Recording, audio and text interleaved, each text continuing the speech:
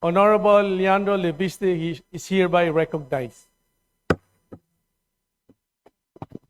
Distinguished colleagues, ang boto ko ay no, hindi dahil perpekto si Congressman Barzaga, pero dahil questionable para sa akin na minadali natin itong desisyon dahil ngayong hapon lang natin nakuha ang committee report na ito at si Congressman Barzaga lang ang sinampahan ng kaso ng Committee on Ethics.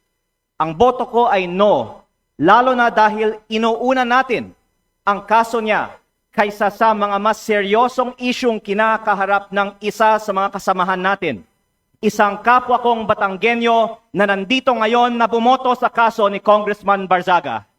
Hindi ba nakakahiya maging miyembro ng Kongreso dahil parang naging normal na meron tayong isang kasamahan na inakusahan na nagbayad para sa mahigit 100 billion pesos ng mga kontrata sa DPWH? Para bang tinatanggap natin na normal lang magkaroon ng kasamahan na iniugnay sa pagnanakaw ng bilyong-bilyong piso na hindi iniimbestigahan na ng Committee on Ethics, Public Works o Infracom, samantalang inuunan natin ang kaso ni Congressman Barzaga, habang hindi man lang natin pinaglalaanan ng masusing atensyon ang mas mabigat na aligasyon, lumalabas na parang okay lang magnakaw sa Kongreso.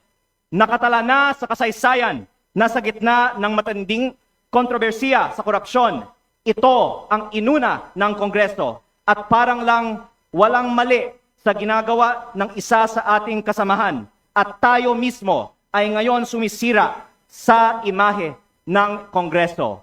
Mahiya naman tayo.